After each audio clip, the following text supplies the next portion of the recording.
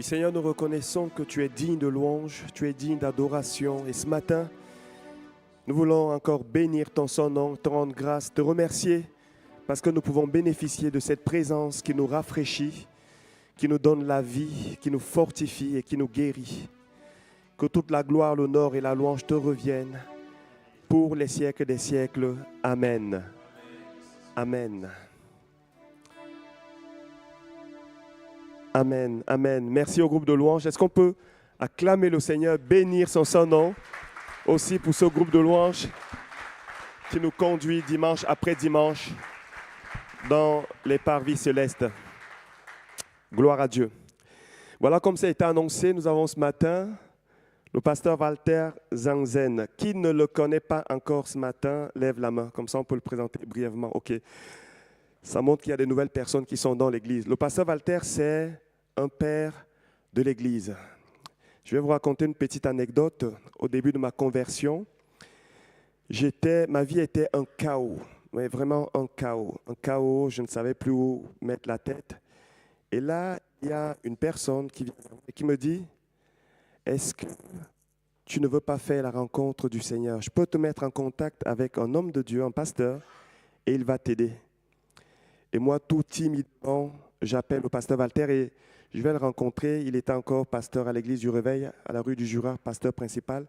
Et je l'appelle, assez disponible, il me reçoit et on discute.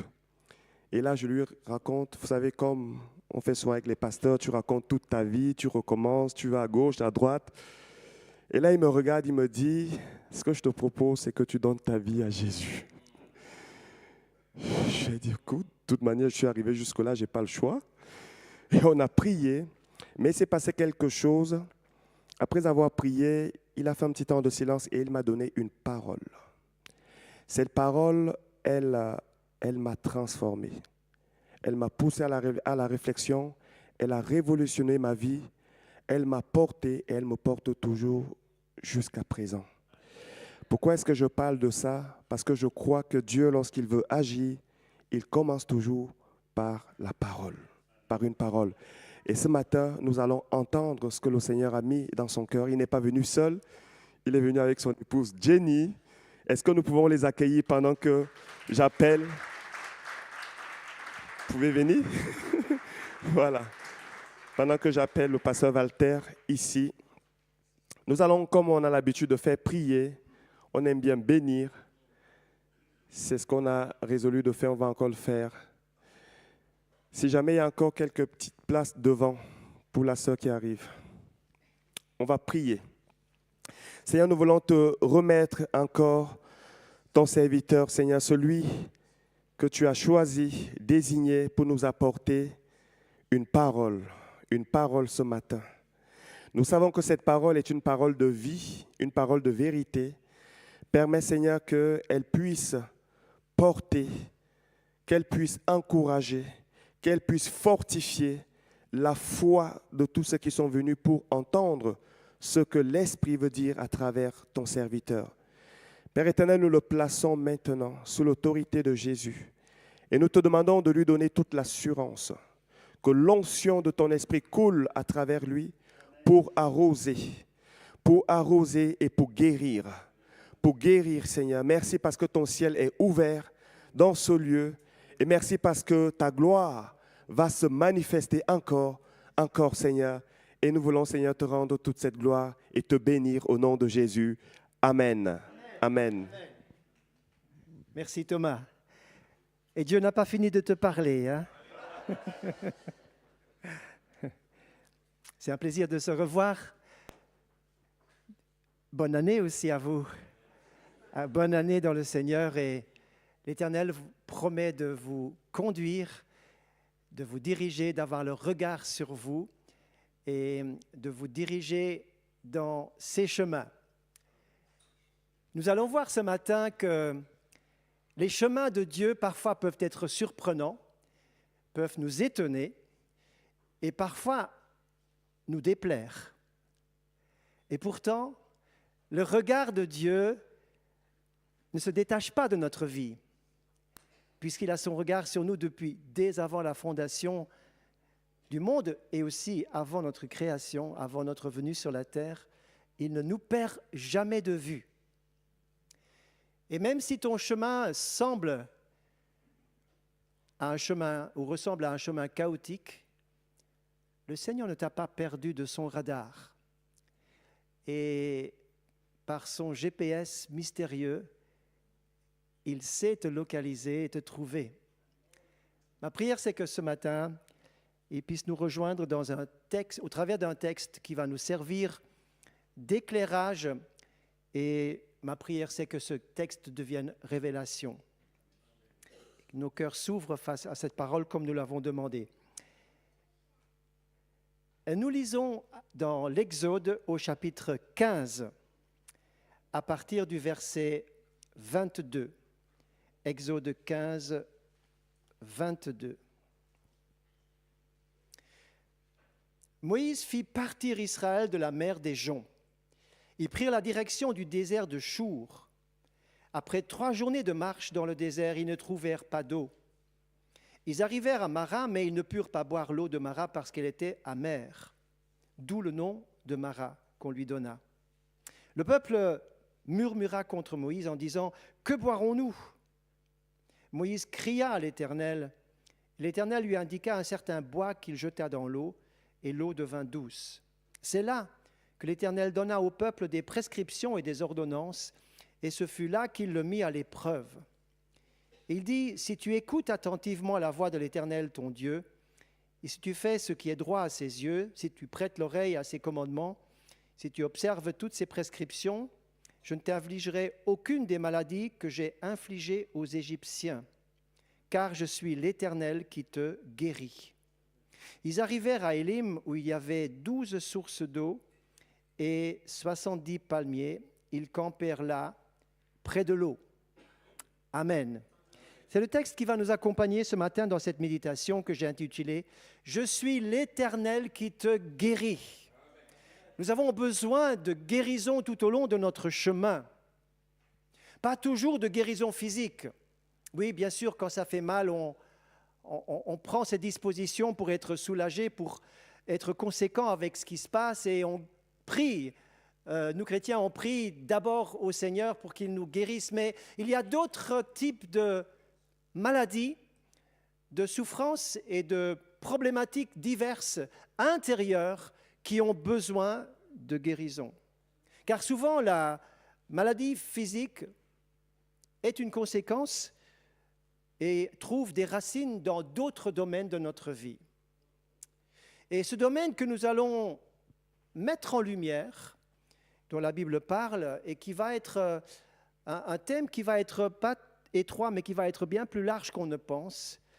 Ce thème va être notre cible ce matin, et bien des gens et bien des chrétiens se débattent à l'intérieur d'eux-mêmes avec cette problématique que nous voulons mettre en lumière pour qu'il y ait guérison et libération.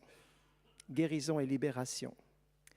Le peuple d'Israël, un peuple d'esclaves, vient tout juste d'être libéré de l'étau dans lequel ils étaient sous cette main oppressante de l'Égypte, de Pharaon. Ils viennent d'être délivrés par une série de prodiges et de miracles et 10 plaies qui vont mettre à genoux l'ennemi et qui vont ouvrir la porte au travers de la mer Rouge. Et dans cette libération, cette délivrance qui ouvre le chemin de la délivrance, mais qui en même temps détruit l'ennemi qui veut le poursuivre, se donne cette apothéose de ce combat, de cette réalisation extraordinaire, divine, par un cantique de louange magnifique dont nous parle le chapitre 15 de l'Exode, au verset 1 jusqu'au verset 20. Une louange qui a accompagné, qui a été suscitée par une grande victoire. Vous savez, quand nous vivons de grandes victoires, des grands exaucements, j'espère que vous en avez vécu en 2025, eh bien, la louange, ce n'était plus un problème. On n'a pas besoin d'un groupe de louanges. on a juste envie de louer, de remercier Dieu. Et même si on chante faux, eh bien, la louange, elle a tout à fait sa place. Comme ici, alors que Myriam dirige la louange, le peuple d'Israël suit sans problème et tout le monde loue Dieu. Tout le monde loue Dieu. Mais avez-vous remarqué que dans le même chapitre où il y a ce cantique de louange extraordinaire, qui est d'ailleurs repris à d'autres moments dans la Bible, aussi dans les psaumes, eh bien dans le même chapitre se confondent louange et murmure, où sont rapprochés, suivent de très près la louange et les murmures. Et j'aimerais vous dire que par expérience, je sais, après bien des années et des décennies de service pour le peuple de Dieu, que dans la même journée peuvent se suivre des louanges dans l'Église et toutes sortes de murmures que je ne décline pas ici à la sortie du culte ou à la maison dans la même journée. Ne levez pas la main pour me dire « c'est vrai, pasteur, ce que tu dis là », parce qu'on l'a tous vécu, à peu près tous, je pense, que à la suite de la louange peuvent suivre des notes complètement dissonantes au travers de l'expérience qui peut suivre. Parce que notre cheminement avec Dieu n'est pas neutre. Il y a un conflit spirituel.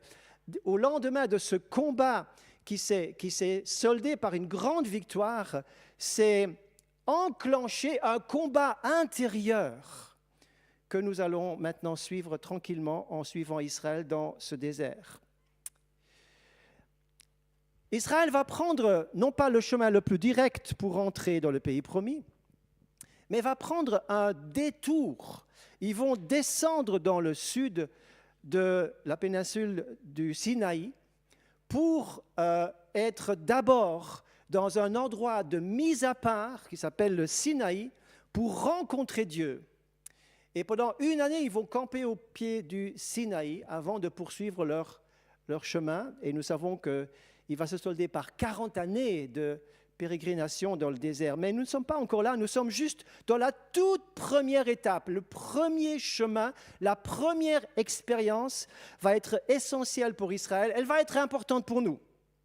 Ce n'est pas par hasard que le premier défi qui s'enclenche, le premier défi qui se présente à la sortie de la victoire et de la libération de l'Égypte va être l'expérience que nous venons de lire. Premièrement, j'aimerais dire qu'il n'y a rien d'anormal, mon frère, de passer dans un temps de désert.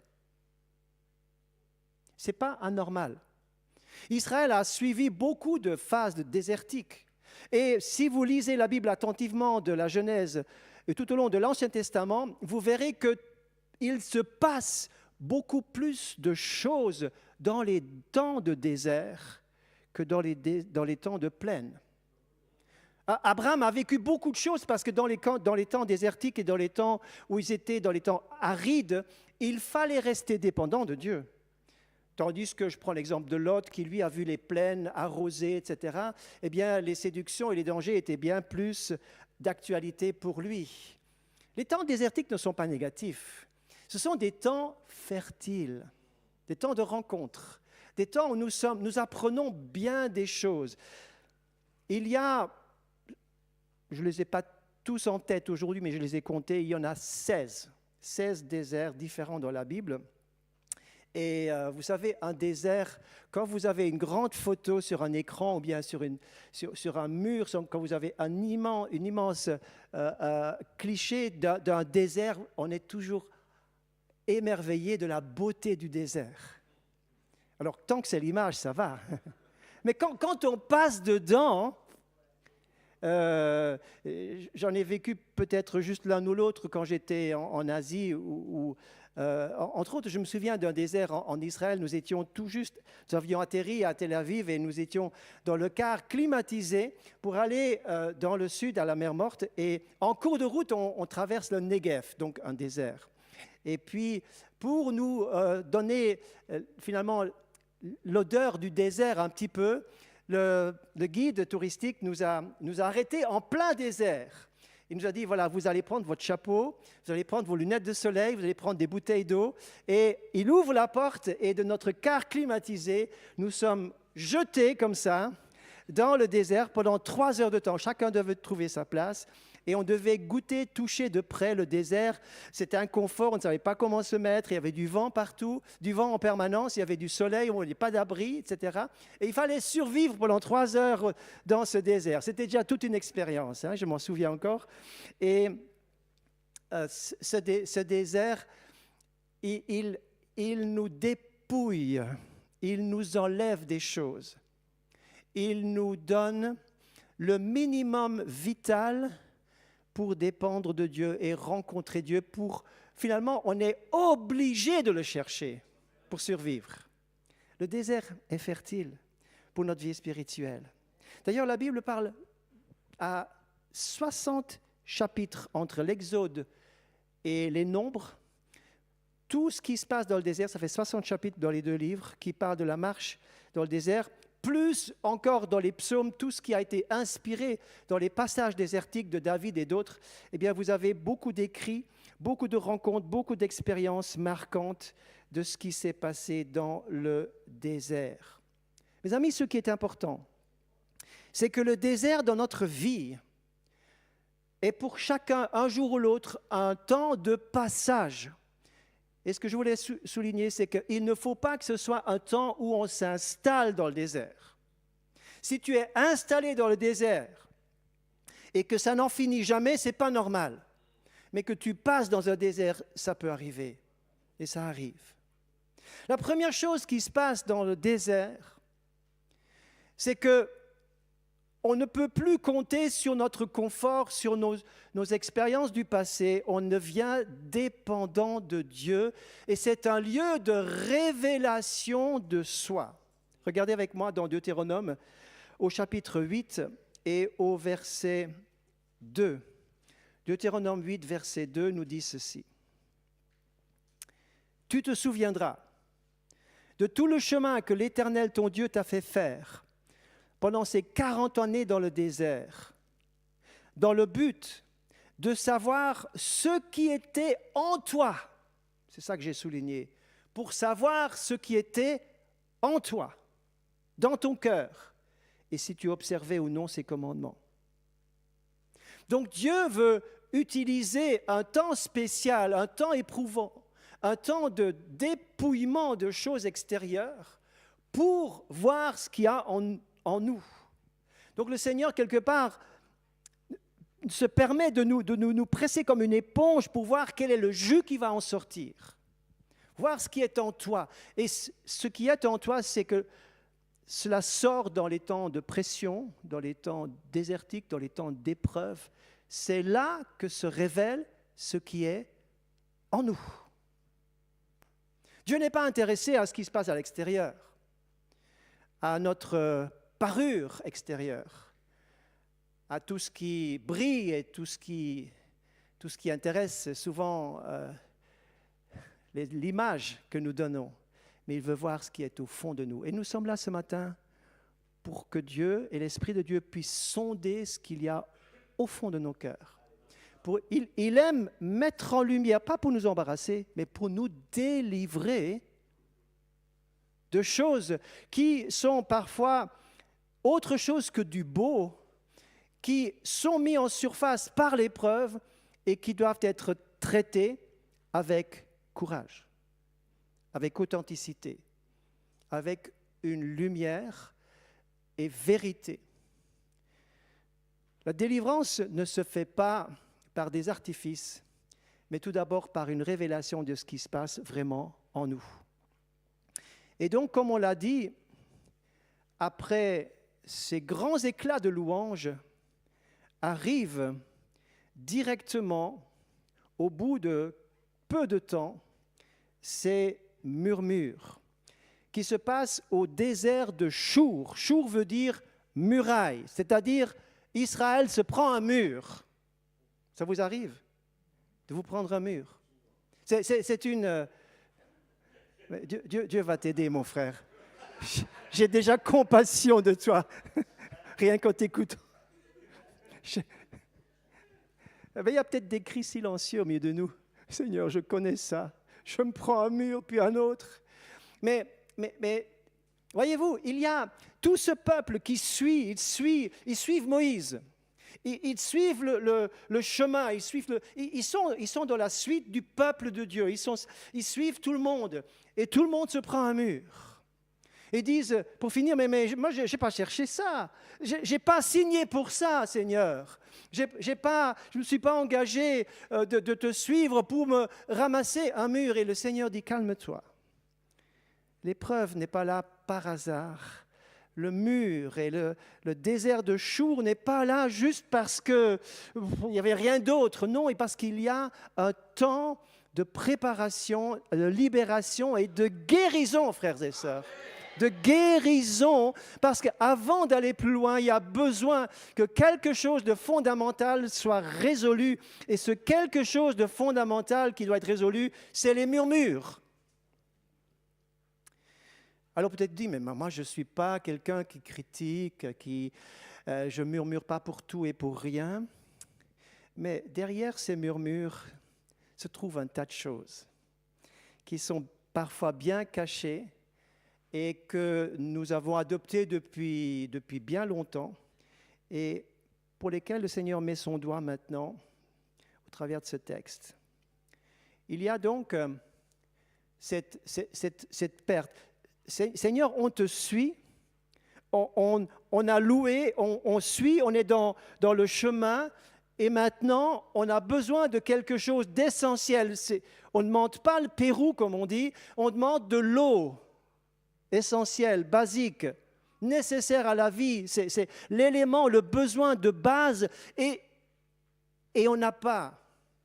Je cherche pas la fortune, Seigneur, je ne cherche pas l'abondance, je ne cherche pas une vie compliquée, je ne cherche pas avoir tout ce que les autres ont, mais je cherche juste les choses de base et je ne les ai pas, je suis frustré. Et des chrétiens frustrés de ce qu'ils n'obtiennent pas les bénédictions, de ce qu'ils ne vivent pas l'essentiel, la base de ce que dont la Bible parle, des chrétiens frustrés, des chrétiens mécontents, des chrétiens insatisfaits de leurs conditions, et il y en a beaucoup. Et le Seigneur voudrait non pas donner un jugement, mais une guérison, une libération, une consolation.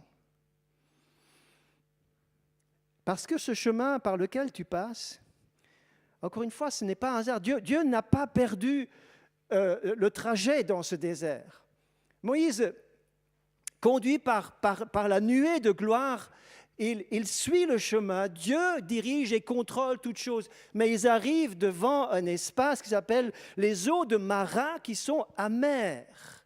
Situation de délivrance est suivie d'une situation d'amertume, de frustration, où les choses élémentaires et basiques ne sont même pas là. Et le peuple a peut-être raison de dire, mais quelque chose qui ne va pas ici. Comment ça se fait? Et quand quelque chose ne va pas, il faut trouver une réponse, une explication et peut-être aussi un coupable. Et le coupable, c'est Moïse. Moïse, c'est toi qui nous conduis. En fait, c'est Dieu qui les conduit, ils savent. Ils viennent de vivre les 10 plaies qui étaient une évidence de la souveraineté, de la suprématie, de la puissance de Dieu. Mais maintenant, on ne peut pas accuser Dieu, ça ne se fait pas. On accuse quelqu'un qui me conduit. C'est lui qui est pointé. Où est-ce que tu nous conduis? Qu'est-ce que tu fais? Et Moïse n'a pas de réponse à leur questionnement. Mais Dieu va lui donner une réponse. Et Dieu va nous donner sa réponse ce matin. Et je voudrais tranquillement vous y amener. Le cœur du problème, ce n'est pas Moïse, mais le cœur du problème, c'est eux-mêmes. C'est en eux que ça se passe. Regardez Deutéronome 8, 2, afin de t'éprouver pour reconnaître ce qu'il y avait dans ton cœur. Dieu nous éprouve pour voir quelles sont les motivations, de quel état est-ce que je suis. Est-ce que c'est l'amour, la paix, la joie, la bonté, la bienveillance, la douceur et tous ces fruits d'esprit qui émergent tout le temps? Ou est-ce que c'est d'autres caractéristiques, traits de caractère charnels et empoisonnés parfois par des mensonges de l'ennemi qui font surface? Et Dieu dit, rien d'impur n'entrera dans mon ciel. Il faut que je te travaille pour te préparer pour aller là-haut. Et il faut que des choses qui sont encore cachées, qui te font mal et qui ne me plaisent pas, soient résolues et trouvent une solution avant d'aller plus loin. C'est la première étape, mes frères et sœurs. Nous sommes au début de l'année, c'est cette étape-là que Dieu veut travailler. Dieu les met à l'épreuve. Ce n'est pas seulement l'eau qui est amère, mais en réalité le peuple est amer, mécontent, irrité, insatisfait et rebelle en disant « mais c'est injuste ce qui se passe ici ». C'est pas juste, Seigneur, on te suit, on n'a même pas les choses basiques, on n'a même pas l'élément essentiel pour aller de l'avant, on n'a pas d'eau, on ne demande pas autre chose. Et il y a comme un sentiment d'injustice. Frères et sœurs, vous l'avez déjà senti, je l'ai déjà ressenti, cet élément d'injustice. Et cette injustice que l'on peut ressentir peut se transformer soit en prière, en supplication, et nous conduire auprès du Seigneur pour accepter d'être brisé par ces choses, pour accepter et d'apporter le cœur touché, brisé, mais peut aussi se transformer justement, où il va y avoir des éléments, en même temps on prie, puis en même temps il y a des murmures, de l'insatisfaction, de la frustration, du mécontentement, la critique facile, et toutes ces choses qui sont là, qui sont comme des satellites autour des murmures.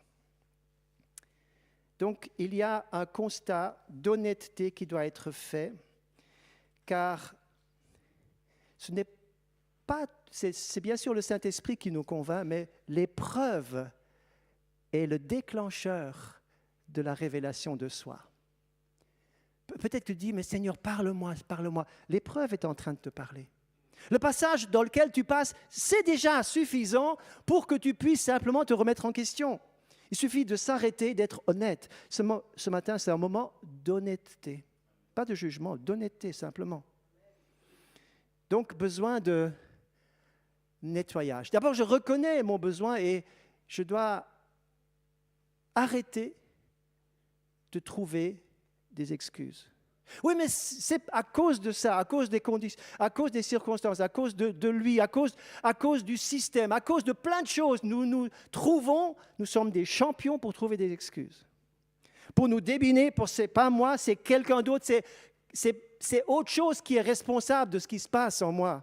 Ma frustration n'est pas générée par moi, mais par autre chose qui touche et qui génère ces frustrations. On accuse, on met la faute sur quelque chose, sur quelqu'un, pour ne pas dire « Seigneur, c'est moi. C'est moi la cause. C'est mon cœur qui a bu à des sources impures et empoisonnées qui font que mon cœur est dans cet état. » Maintenant, après avoir été un lieu de révélation, les eaux de Mara sont un lieu d'exhortation. Regardez le verset 26, je vais le relire avec vous. Le peuple va devoir apprendre quelque chose. Si tu écoutes attentivement la voix de l'Éternel, si tu fais, je l'ai souligné, fais ce qui est droit à ses yeux, si tu prêtes l'oreille, si tu observes ses lois, à ce moment-là, je ne te frapperai d'aucune des maladies dont j'ai frappé les Égyptiens. Les Égyptiens, c'est l'image du royaume, du monde, du royaume, géré et contrôlé par l'adversaire, par le diable, par le péché. C'est le royaume du monde où Dieu n'a pas sa place. Et il y a des conséquences dans ce royaume. Parce qu'il est sous le jugement.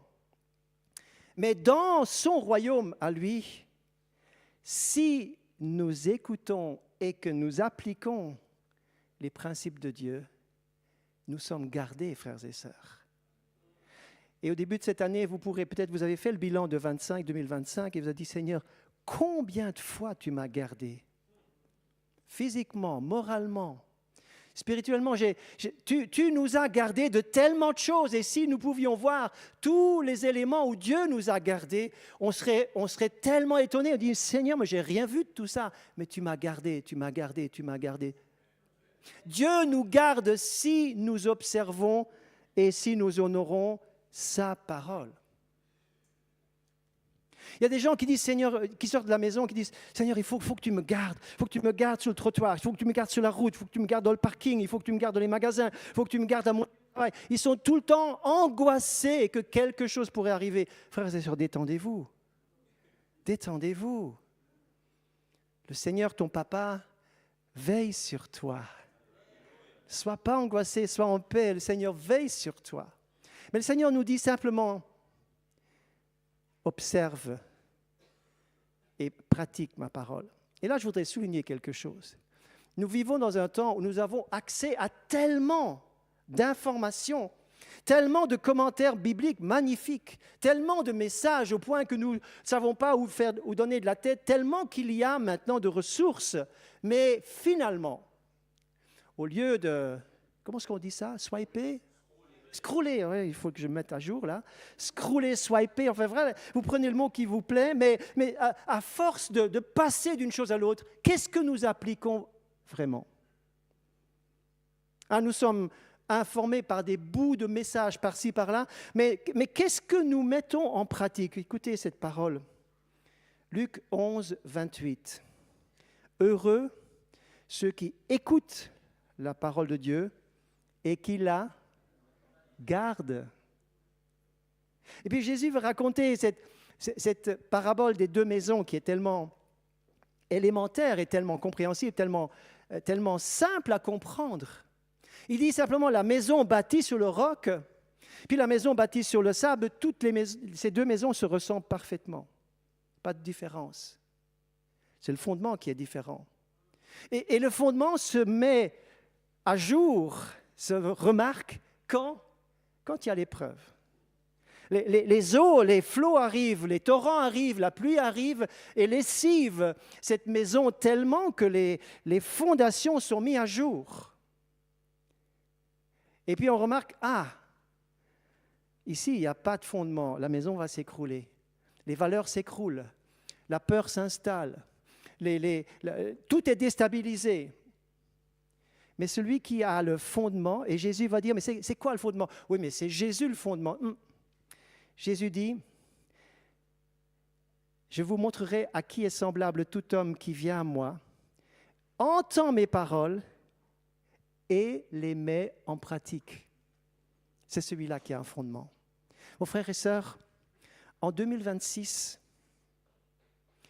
Dieu nous demande, si tu ne veux pas être stoppé par le mur et par les eaux de Mara, qui sont les frustrations normales de la vie, mais qui finalement te disent, mais Dieu, pourquoi?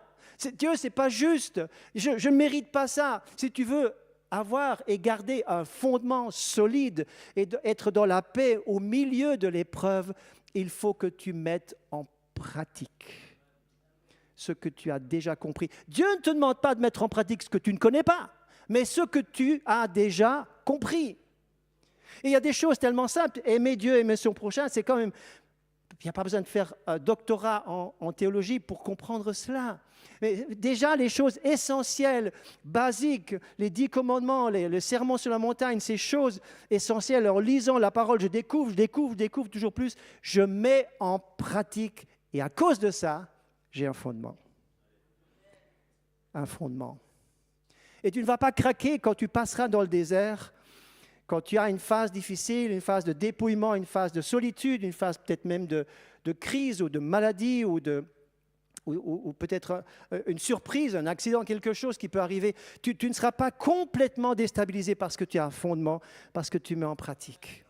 Et à cause de cela, le Seigneur va te garder. Ce n'est pas pour ça que automatiquement je suis guéri de tout, en tout temps, mais si j'applique la parole entendue, que je la mets en pratique, comme dit, À ce moment-là, je ne retourne pas en Égypte pour être sous le jugement que Dieu a donné à ce royaume-là. Dans leur détresse, ils crièrent à l'Éternel. Il les délivra de leurs angoisses, il envoya sa parole et il les guérit. Il les fit échapper de la fosse. Psaume 107, verset 19. Mon fils, sois attentif à mes paroles, prête l'oreille à mes discours, qu'ils ne s'éloignent pas de tes yeux, garde-les au fond de ton cœur. Ce sera la santé pour ton corps. C'est la vie pour ceux qui les gardent. Frères et sœurs, par l'obéissance à la parole de Dieu, par l'application de la parole de Dieu, par la mise en pratique, eh bien, nous avons un cercle de protection autour de nous. Nous avons la main de Dieu et la bénédiction qui nous suit, et Dieu nous guérit. Alors, après avoir parlé que ce désert est un lieu de révélation de soi et un lieu d'exhortation, c'est aussi un lieu où il faut se positionner et s'affirmer. Regardez ces deux versets avec moi, Éphésiens 4, 31. Voici ce qu'il est dit, Éphésiens 4, 31.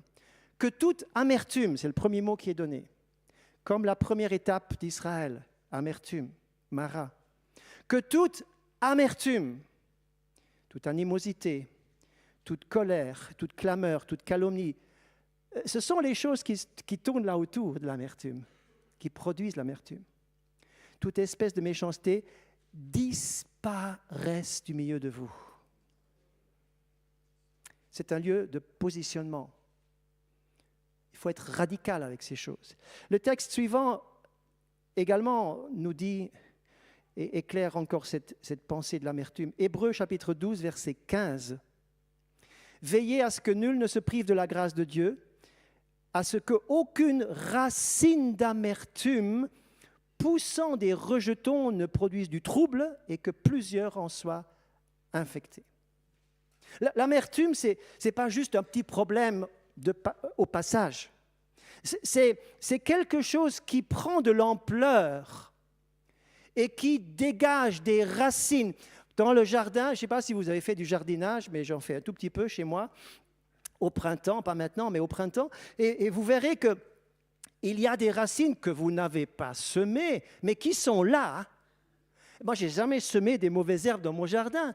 Je sème mes salades et mes tomates, mais les mauvaises herbes sont là. Et ce qu'il y a, c'est que ces racines, que vous les enlevez, ces petites racines blanches là, vous les enlevez et ça se prolonge toujours quelque part. Vous oubliez un petit bout, il continue sous terre à pousser des rejetons et vous en êtes quasi jamais quitte.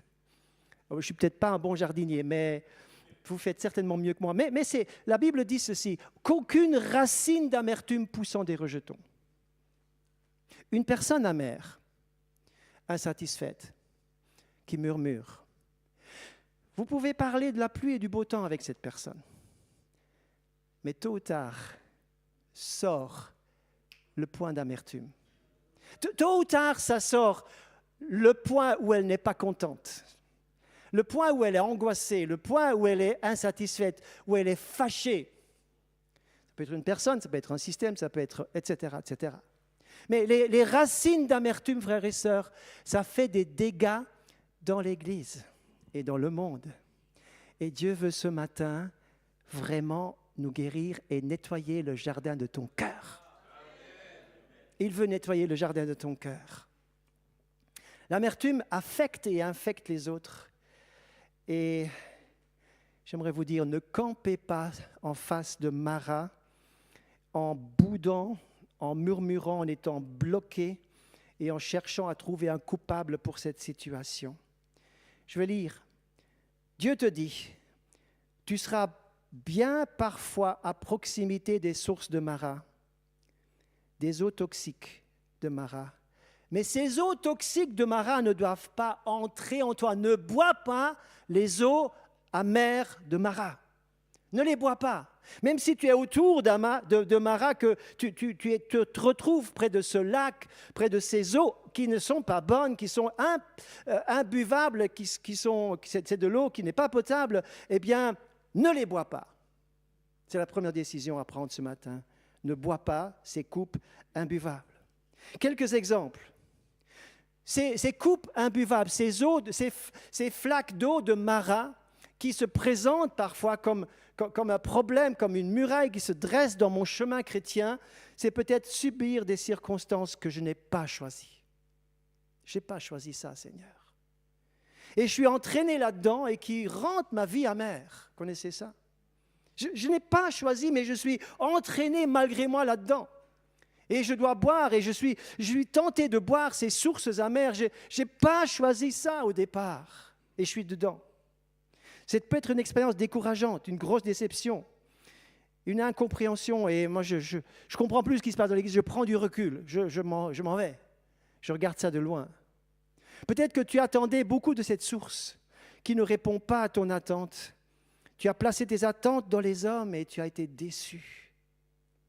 Ou alors tu vois d'autres boire aux sources de bénédiction et toi tu es devant la source amère. Tu dis mais pourquoi est-ce que ça tombe toujours sur les autres les bénédictions et pas sur moi? J'ai entendu cela quelquefois. Le fils aîné dans la parabole du fils prodigue, Luc 15, il était comme ça. Il dit mais je vois mon frère qui a tout gâché arriver et lui on lui fait la fête. Et moi, je suis fidèle, je fais tout juste, et moi, j'ai rien. Pourquoi c'est lui qui est béni et moi, je suis frustré? Donc, il buvait ces sources amères qui étaient en lui, qui l'avaient rendu amer à cause de son incapacité de connaître le Père. Naomi, qui revient du pays de Moab, où elle a perdu et son mari et ses 2 fils, va carrément dire, moi, ne m'appelez plus Naomi, bénédiction, mais appelez-moi Mara, amertume. Et elle était non pas juste amère à cause de la situation, mais son identité était devenue amertume. Et en plus, elle va dire, le Tout-Puissant m'a rendu amer. Elle va carrément dire, mais c'est Dieu qui m'a rendu amer. Elle a bu ce mensonge. Mon frère, ma sœur, si tu bois ce mensonge, au fur et à mesure de la vie et des problèmes de vie, pour finir, le ciel se ferme et tu accuses Dieu. Tu n'es plus content de Dieu. Oui, tu loues encore parce que c'est le chemin que tout le monde prend, mais ton cœur n'y est plus. Parce que l'amertume prend le dessus dès que tu arrêtes de prier, dès que tu arrêtes de louer. Ce matin, Dieu guérit et Dieu délivre. Dieu, ce matin, vous délivre de cet état de choses qui peut être. Je continue. Je m'étais réjoui lors de ce mariage. J'ai mis Dieu dans mon couple. Mais pourquoi tant de misère dans ma vie conjugale? Pourquoi ces eaux amères de Mara sont là? Je n'ai pas choisi ça. Pourquoi tant de galères avec mes enfants? Pourquoi l'amertume du divorce? Pourquoi je ne trouve pas de mari, de femme?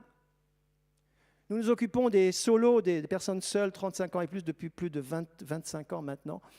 Et nous avons tellement accompagné des gens en larmes, pas juste verser une larme, s'écrouler en larmes, tellement que la vie les a rendus tristes et amers.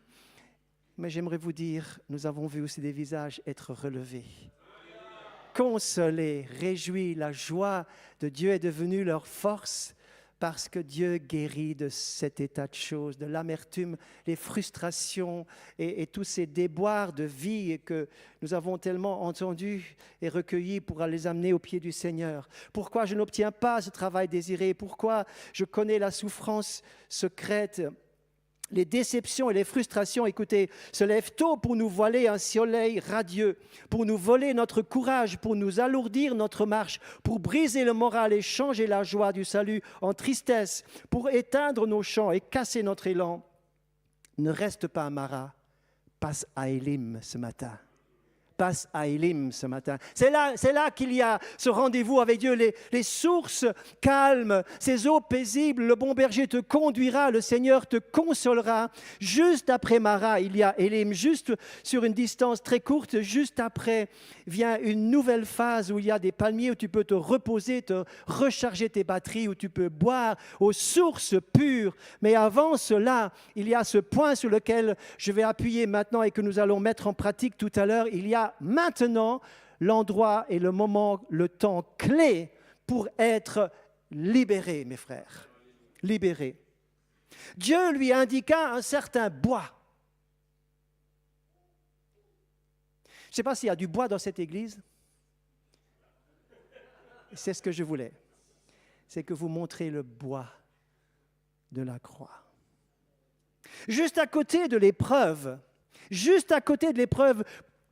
il y avait un arbre, un arbuste, quelque chose, un buisson. Il y avait quelque chose qui avait poussé depuis longtemps. Depuis longtemps. Israël n'était pas encore arrivé, que déjà l'arbuste était là.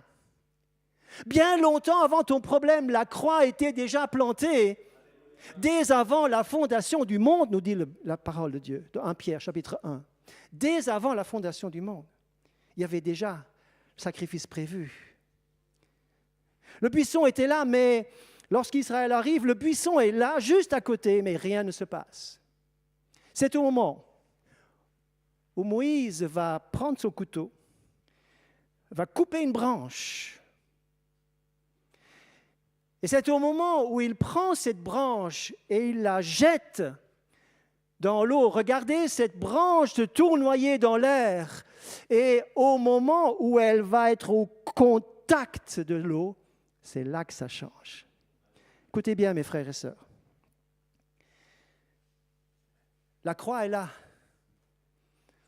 Mais tant que la croix n'est pas appliquée à ton problème, le problème reste.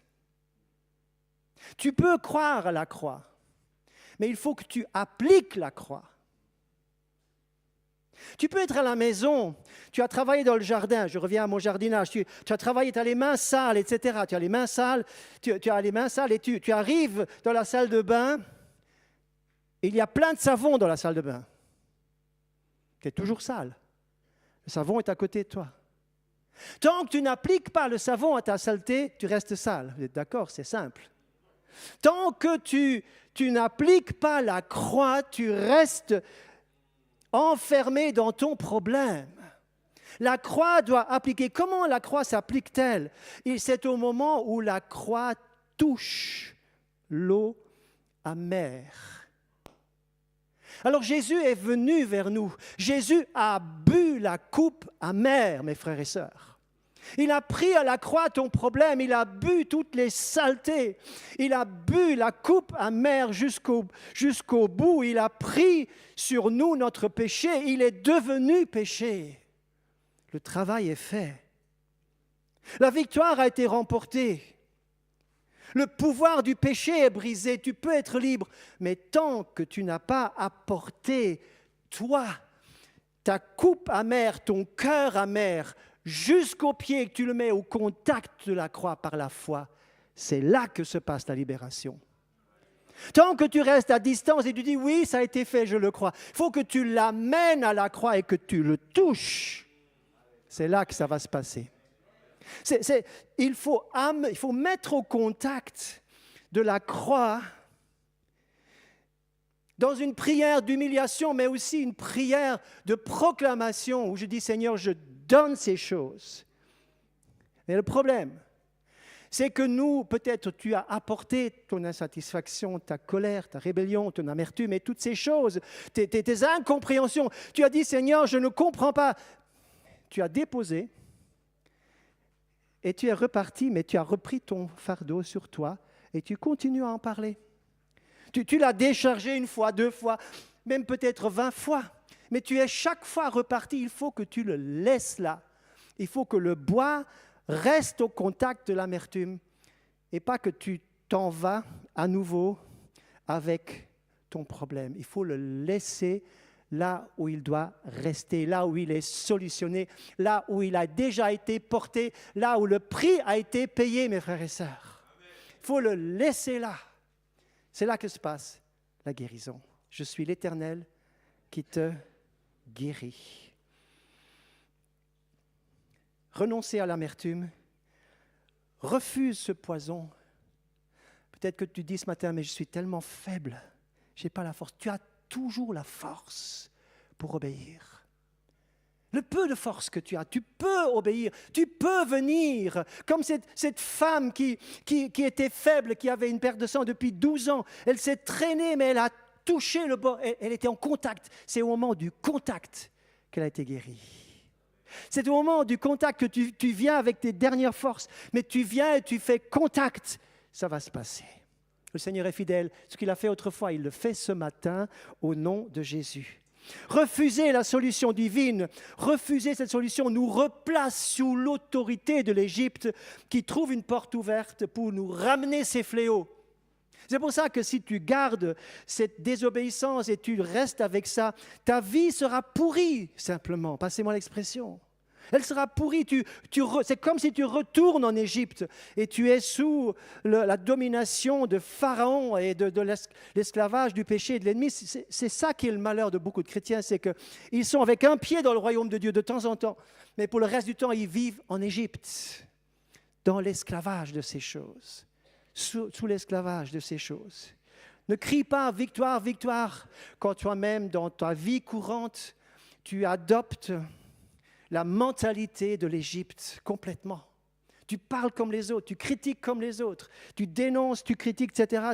Toute cette amertume, frères et sœurs, on a le droit de dire ce qu'on pense. Mais quand vous parlez avec quelqu'un, vous pouvez voir rapidement quelle est la source avec laquelle il parle. Une personne amère, fâchée, en colère, en rébellion, ça se voit tout de suite. Pas besoin d'être un grand prophète, non. Vous le voyez tout de suite, parce que la source est amère. L'eau de Mara est en elle. Et Dieu veut ce matin justement que ces eaux soient purifiées, que tu t'amènes vers Élim, là où il y a les sources pures, et que tu sois guéri. Je termine mon message par un témoignage.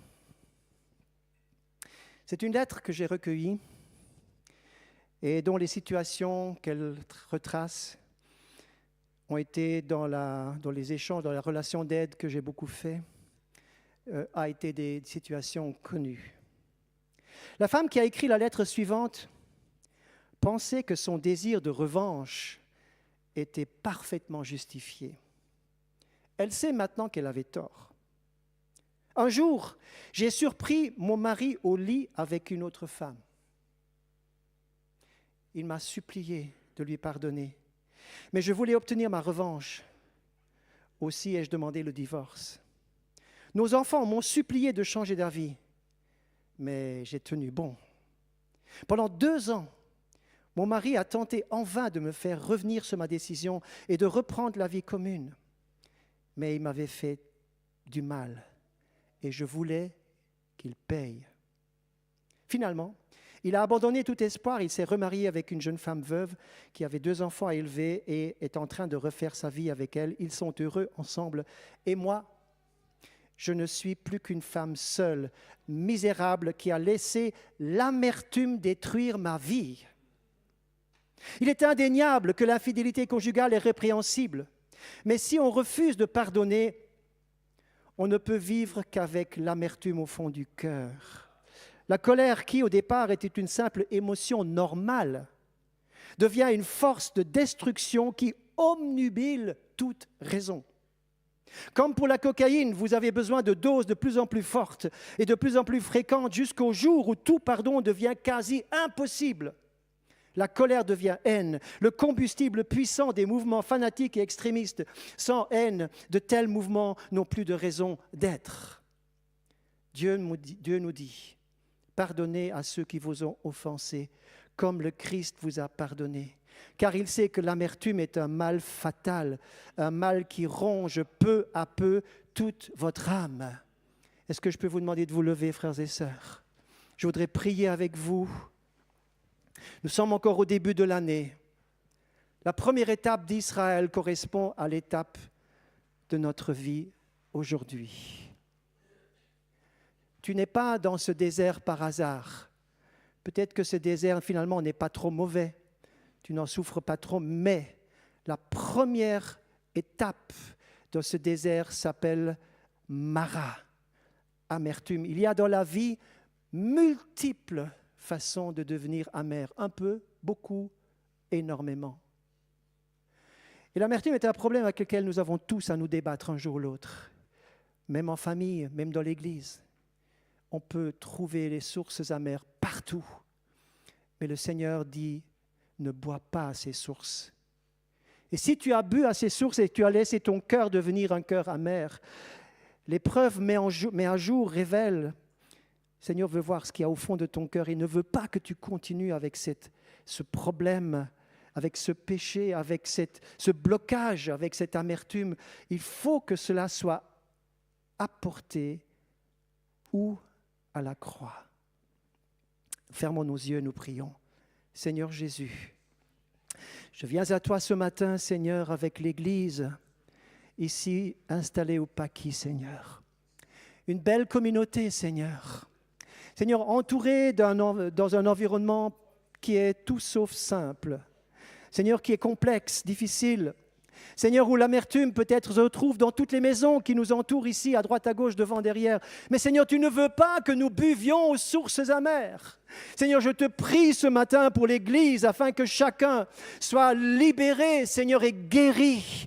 Seigneur, ce matin, tu es l'Éternel qui guérit. Seigneur, viens soigner les âmes, Seigneur, qui pleurent. Seigneur, qui trouvent que la vie est trop dure et trop injuste, Seigneur. Que les circonstances ne sont pas celles que j'ai choisies, que je n'ai pas voulu cela. Seigneur, je te prie ce matin, viens par la puissance de ton esprit consoler les cœurs. Père, au nom de Jésus, je crois en la puissance de Dieu. Seigneur, je crois que ta parole est efficace et que ce matin, quelqu'un doit commencer à obéir maintenant et à mettre en pratique ta parole. Non seulement discuter la parole, non seulement lire ta parole, non seulement connaître différentes choses, mais vraiment l'appliquer complètement. Père, au nom de Jésus, je viens ce matin guérir. Ce matin, même si ce n'est qu'un soupçon d'amertume que tu trouves, sache que ce soupçon va infecter d'autres aspects de ta vie tôt ou tard. Il va infecter d'autres personnes autour de toi. Tellement c'est dangereux. C'est pourquoi, même si tu n'as qu'une petite radicelle d'amertume, tu dois la porter à la croix. Il n'y a pas d'autre solution. Il y a le bois qui va maintenant toucher ton amertume, mais toi, tu vas toucher le bois.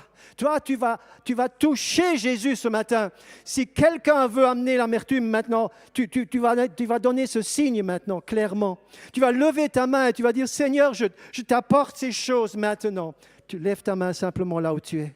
Seigneur, je t'apporte ces choses. Je ne veux plus boire à ces sources amères. Je veux vivre, Seigneur, à Élim, où il y a du repos, où il y a, Seigneur, quelque chose qui me console, où il y a l'étape où tu veux me restaurer. Seigneur, libère de l'amertume. Seigneur, de l'insatisfaction, de la frustration, des colères cachées. Seigneur, des mauvais caractères qui sont le fruit de ces colères, le fruit de cette amertume. Libère ce matin au nom de Jésus. Viens, Seigneur, guérir. Guéris ce matin, Seigneur. Seigneur, nous proclamons ensemble et on va le dire ensemble. Je suis l'Éternel qui te guérit. Je suis l'Éternel qui me guérit. Tu es l'Éternel qui me guérit. Merci, Seigneur. Tu es l'Éternel qui me guérit. Libère-moi, Seigneur. Je mets ces choses à la croix et je les laisse là, Seigneur. Je ne les reprends plus, Seigneur. Je ne les reprends plus jamais. Je laisse ces choses hors de ma tête, de ma bouche, de mon cœur. Je libère ces choses maintenant au nom de Jésus. Au nom de Jésus. Nettoie mon jardin, Seigneur. Nettoie mon cœur. Nettoie, Seigneur, je veux être pur, Seigneur, propre, Seigneur, tu vas revenir bientôt et tu nous veux trouver propre, Seigneur, sanctifié. Oh Jésus, gloire à ton nom, Seigneur. Alléluia, Seigneur. Merci, Seigneur. Alléluia, alléluia, alléluia. Gloire à ton nom, Jésus. Béni soit ton nom, Seigneur. Alléluia.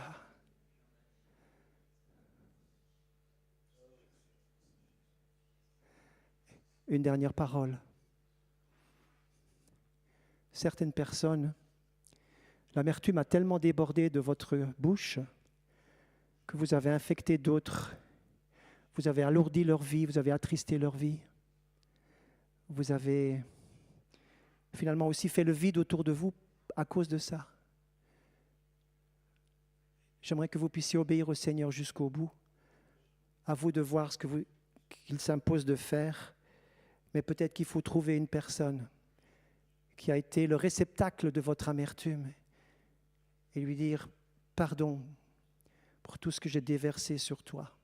Je ne parle pas ici de gens qui ont fait une confession devant un autre chrétien et qui ont prié ensemble pour être libérés. Je ne parle pas de ça, mais je parle de tout ce qui a été infecté, transmis autour. Bien sûr, on ne peut pas demander pardon au monde entier, mais s'il y a une situation où vous avez vraiment vu que la relation avec cette personne n'est plus du tout la même, écoutez simplement le Saint-Esprit pour voir ce qu'il faut faire. Les pasteurs sont là, ou les responsables sont là pour vous conseiller. Je suis aussi là pour vous conseiller si vous avez besoin. Allons jusqu'au bout des choses. Amen.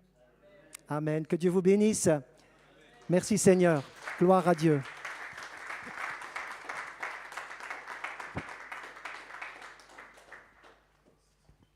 Et rendez-vous à Élim. Rendez-vous à Élim pour tous. Merci, cher Walter, pour cette prédication, cette parole qui communique la vie. Amen. Je crois que plusieurs d'entre nous ici, au fur et à mesure, on se sentait libérés, n'est-ce pas? On se sentait guéris. Lorsque Dieu veut guérir, il envoie sa parole et nous sommes reconnaissants envers Dieu pour avoir de telles personnes, de tels hommes qui écoutent et transmettent simplement, efficacement la parole de Dieu. Amen.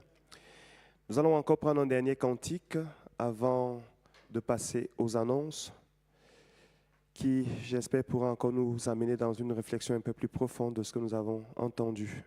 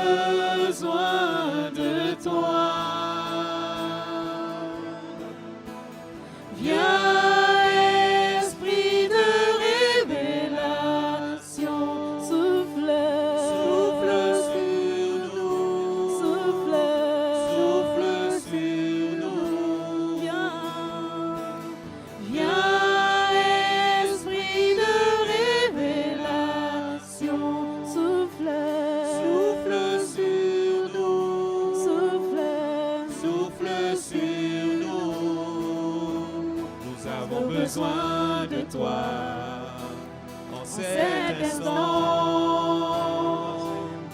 Seigneur, sois le centre de nos vies.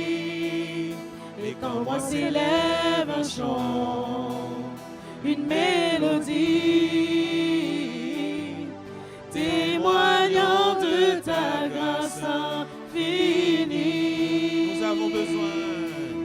Nous avons besoin de toi en cet instant.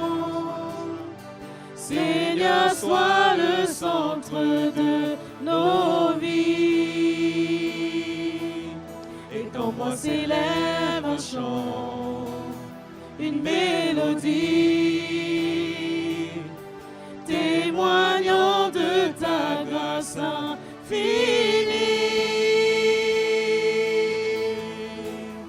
Inonde ce lieu de ta présence.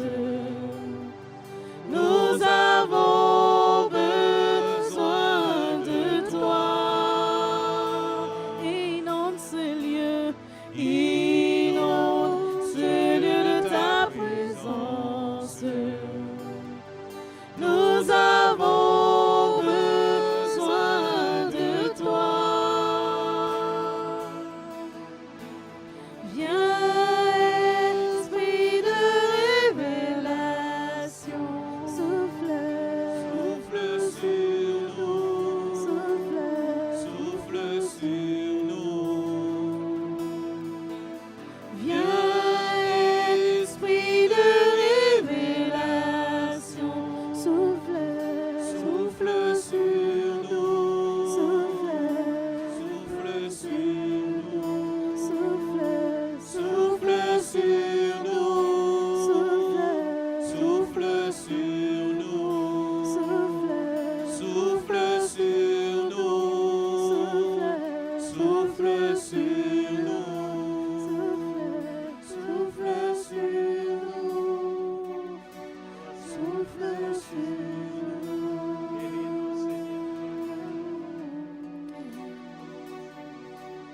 Ô Seigneur,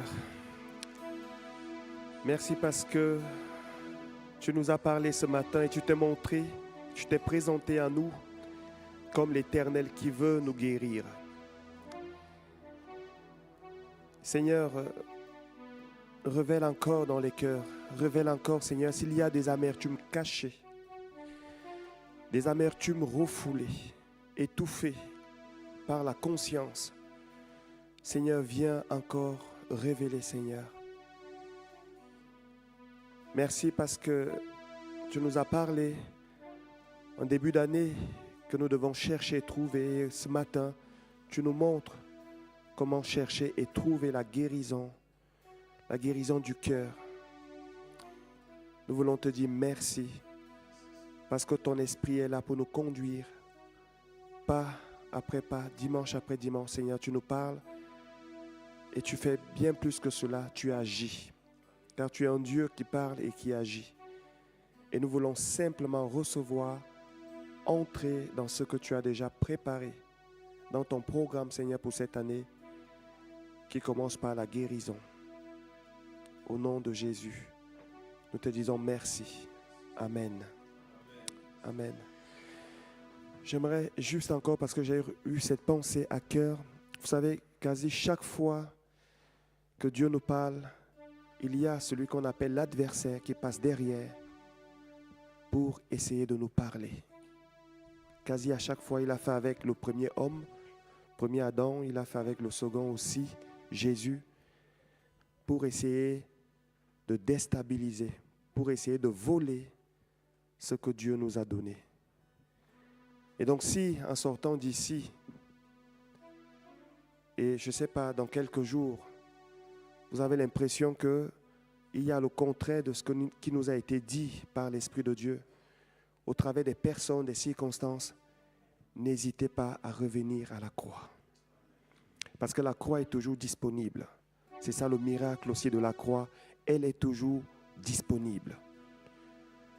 Vous savez, lorsque Israël, le pasteur Walter parlait tout à l'heure du peuple qui sort de l'Égypte, ils avaient autour d'eux des personnes que Dieu a laissées parce qu'il aurait pu les empêcher de venir, qu'on a appelé les ramassis. Ceux qui étaient là pour polluer le peuple. Et parfois on a ces personnes autour de nous. Lorsque Dieu nous parle, ces personnes viennent derrière pour essayer de polluer, déstabiliser. Et parfois l'ennemi passe à travers elles Prenons position comme ça nous a été dit. Je crois que la parole qui est venue ce matin, elle est venue aussi avec une onction, avec une force qui nous rendra capables de résister. Amen. On bénit le Seigneur pour ça. Nous allons maintenant passer aux annonces. On va passer aux annonces maintenant. Mercredi, nous avons notre rencontre de prière ici. Nous allons continuer de prier sur ce thème. Sur ce thème, c'est ce que nous avons l'habitude de faire. Nous allons encore venir vers le Seigneur. Et si vous avez encore besoin, n'hésitez pas à revenir. Si vous connaissez quelqu'un qui en a besoin, n'hésitez pas à l'inviter. Nous vivons des moments magnifiques ici le mercredi. Des moments vraiment incroyables. C'est quelque chose de merveilleux que Dieu fait. Il y a chaque mercredi des témoignages des personnes que Dieu a touchées, que Dieu a guéries. C'est vraiment une période extraordinaire. Venez mercredi à 20h prier si vous ressentez le besoin. Et si vous voulez aussi prier pour les autres, n'hésitez pas à venir. C'est ouvert à tous. Chaque jeudi, nous avons notre étude biblique à 20h sur Zoom. N'hésitez pas là aussi à vous connecter. C'est important de connaître la parole de Dieu, de la lire, de la méditer, de se nourrir de cette parole-là. C'est ce que nous faisons tous les jeudis à 20h sur Zoom. Les cours de fondement de la foi ont recommencé. C'est tous les vendredis à 18h. Tous les vendredis pour les nouvelles personnes qui veulent se faire baptiser, parce qu'on a maintenant 2 groupes. Un groupe d'anciens qui a déjà quasi suivi tous les cours et des nouvelles personnes qui veulent se faire baptiser. Donc du coup, les nouvelles personnes, c'est tous les vendredis et les autres, c'est un vendredi sur 2. Comme ça, on arrive à terme, à fin février, à baptiser tout le monde. Dimanche, c'est aujourd'hui. C'est aujourd'hui, nous avons notre repas canadien à l'issue du culte. Nous aurons aussi un débriefing sur le spectacle de Noël et d'autres surprises qui nous attendent. C'est Marie-Claire qui est avec son mari Michel Mestre qui sont les responsables du groupe Partage, qui font un travail magnifique. On bénit le Seigneur pour de telles personnes. Les costumes que vous avez vus, je n'ai pas mentionné, j'en profite, tous les costumes que vous avez vus ici, les mages, le roi Hérode qui était imposant avec sa couronne, c'est Michel Mestre et son équipe qui ont confectionné ces costumes ici. Je pense qu'effectivement, on peut les encourager. On peut les encourager. Ça a pris du temps, ils l'ont fait. Nous aurons un débriefing. Tout le monde est invité à ce débriefing. Si vous avez des remarques, des critiques constructives, n'hésitez pas à venir nous en faire part. Dimanche prochain, nous aurons notre culte avec Sainte-Sainte. Préparons-nous aussi à vivre ce moment de communion les uns avec les autres, mais aussi avec le Seigneur pour renouveler cette communion avec lui. L'épicerie Sarepta est ouverte depuis maintenant plus d'1 an. C'est une grâce que Dieu nous a faite. C'est pour... Alors ici, c'est encore marqué « Donnez et servez-vous gratuitement ». Ça, c'était la première affiche. C'est les membres de l'Église qui donnaient pour ceux qui n'en ont pas. Nous avons eu la grâce avec l'association Partage qui, depuis bientôt, je pense 2 mois, n'est-ce pas Cynthia? Oui. Depuis octobre, qui nous fournissent des vivres pour les personnes qui en ont besoin. Dans l'Église, premièrement. On verra plus tard si on peut élargir aussi à d'autres personnes.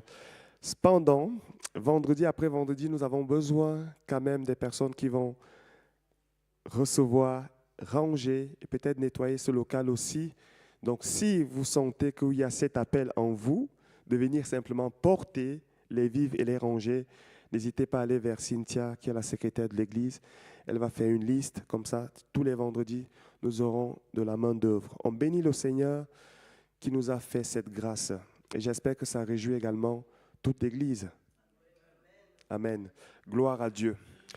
Pour ceux qui ne font pas partie de l'EME, si vous connaissez quelqu'un qui est dans le besoin, n'hésitez pas à lui dire de venir entre 15h et 18h. Pour les membres de l'EME, vous pouvez aller à tout moment, l'épicerie est ouverte, il n'y a pas de contrôle, vous vous servez gratuitement. On a reçu gratuitement et on donne gratuitement.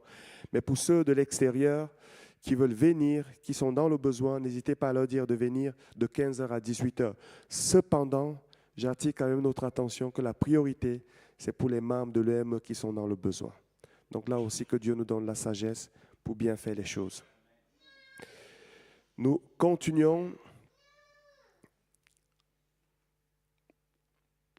Voilà, nous allons passer maintenant aux offrandes, aux dons. Nous remercions tous ceux qui donnent. Et s'il y a des personnes qui veulent donner à distance, nous savons que par le passé, nous avons eu des donateurs qui ont donné à distance. Vous avez le code QR qui s'affiche maintenant sur l'écran. Pour ceux qui veulent donner par Twint, vous avez aussi la possibilité d'aller dans notre site et trouver les références du compte bancaire de l'Église. Voilà, j'encourage aussi, ça je n'ai pas l'habitude d'insister là-dessus, j'encourage vraiment l'Église. J'encourage l'Église parce qu'on voit qu'il y a beaucoup de choses qui sont en train de fleurir, de nouvelles personnes qui sont là. J'aimerais attirer notre attention sur le fait que l'Église vit par les dons et les offrandes de ses membres. Donc voilà, c'est juste un petit message comme ça. Je pense que si Nadia, la trésorière, était là, elle allait me dire à la fin, bravo, enfin, tu l'as fait. Voilà, je le dis simplement, on ne va pas insister là-dessus, mais nous avons besoin, pour continuer de faire l'œuvre de Dieu et payer tout ce que nous avons à payer ici, des dons et des offrandes de chacun. J'annonce déjà aussi que nous aurons une présentation d'enfants. Le 15 février, une présentation d'enfants. Le Seigneur nous a fait la grâce d'avoir quelques enfants qui sont nés dans l'Église. Le 15 février, nous aurons une présentation de l'enfant de Ruth et Sylva. On se réjouit déjà de ce moment. Et à la fin, il y aura une collation. C'est ce qu'ils m'ont dit, il y aura une collation à la fin. Si vous avez aussi quelque chose à apporter, n'hésitez pas à apporter. Je rappelle aussi à ceux qui sont venus à l'église et qui n'ont pas encore présenté leurs enfants qu'il y a cette possibilité de présenter l'enfant au Seigneur. Ce n'est pas un baptême, c'est juste une présentation.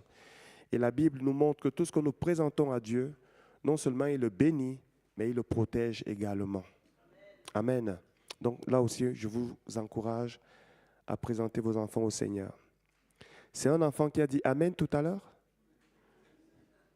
Ah, Danaï, ma nièce, elle a déjà été présentée au Seigneur? Non, pas encore. Ça veut dire que l'enfant est en train de dire oui, je le veux. On ne va peut-être pas le faire aujourd'hui parce que les parents, il faut qu'ils soient d'accord. On a terminé. Je vais appeler Jenny, s'il te plaît, à venir, juste prier à la fin.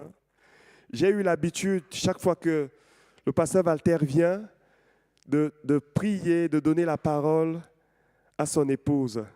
Si tu peux juste passer par là, s'il te plaît, terminer en bénissant pour la prière finale. Je pense que Walter est d'accord, n'est-ce pas? OK. Puis j'avais un sondage. Est-ce que vous voulez que cette année, le pasteur Walter revienne nous prêcher? Levez juste la main.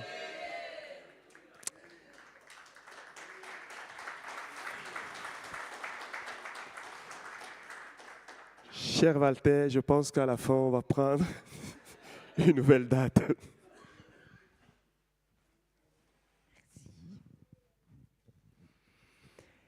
Seigneur, merci pour cette possibilité que nous avons d'être réunis ensemble pour écouter ta parole. Merci Seigneur parce que ta parole est la vérité. Seigneur, merci parce que tu nous connais chacun. Tu nous connais par notre nom. Tu sais où nous en sommes. Seigneur, si nous sommes devant ces eaux amères ou si nous sommes à Élim, mais une chose est certaine, tu veux nous conduire plus loin. Seigneur, tu veux nous conduire dans cette relation intime, profonde avec toi. Seigneur, merci pour ta bénédiction que tu déverses sur ton Église ce matin. Bénis chacun là où il en est. Seigneur, que chacun puisse saisir ta parole, la garder dans son cœur. Seigneur, afin d'aller plus loin avec toi. Merci pour cette grâce infinie que tu nous donnes, pour la largeur de tes bras aussi qui nous accueillent, les uns et les autres. Tu ne nous repousses pas, mais tu nous accueilles et nous voulons te louer. Merci pour une semaine bénie avec toi, dans le nom puissant de Jésus. Amen.